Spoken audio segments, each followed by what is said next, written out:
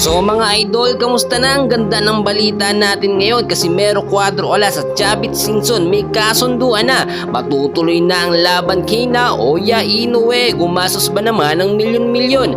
And bago natin yan ipagpatuloy mga kaibigan, please huwag po munang kakalimutan na i-like at i-subscribe ang ating YouTube channel and then pahit na rin ang notification bell.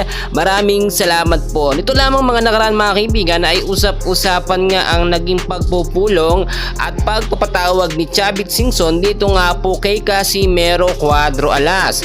At tayo na rin sa ating mga nakuhang update ay napag-usapan nila yung laban nga patungkol dito kay Naoya Inoue. Tinanong din po ni Chavit kung bakit hindi nga daw pumatuloy-tuloy. Yan sinabi naman Mero Angas ng Pinas ang kanyang saloobin na talagang takot itong si Naoya Inoue at madaming alibay. At isa daw sa reason wala daw mapapalang pera o wala daw makukuha etong si Naoya Inoue once na matalo nila etong si Mero Cuadro Alas. Especially wala naman din makukuhang cash prize ang kampo ni Naoya Inoue dahil nga maliit daw na boksingero lamang etong si Mero Cuadro Alas. Nung nalaman ho yan, ito nga pong si Chavit Singson mga kaibigan, pera lang daw talaga ang problema, agad naman pong naglabas or sumang-ayon sa pagbabayad or pagbibigay ng malaking halaga dito nga po sa kampo ni Naoya Inoue, which is ang sinasabi natin dito, hatian sa laban, mas malaki yung kay Naoya Inoue. So hindi na masasabi ito na pag natalo ni Naoya Inoue itong si Mero ay wala sila makukuha,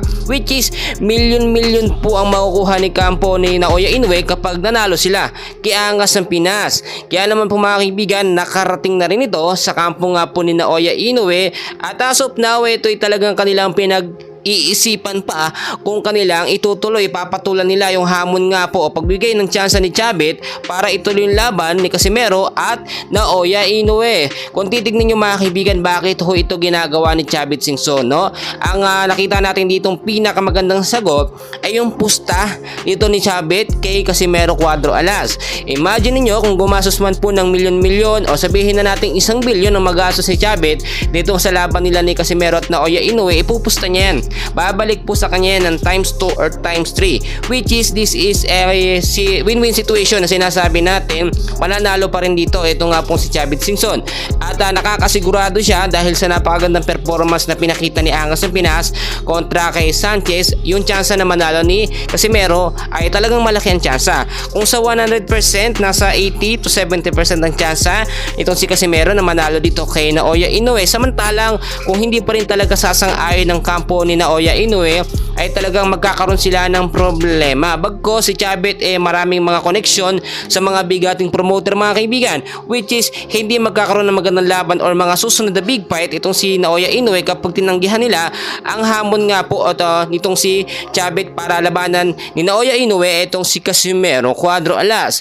So yan lang ang mga update natin for today. Please huwag niyo kalimutan ni like at i-subscribe ang ating channel. Maraming salamat po.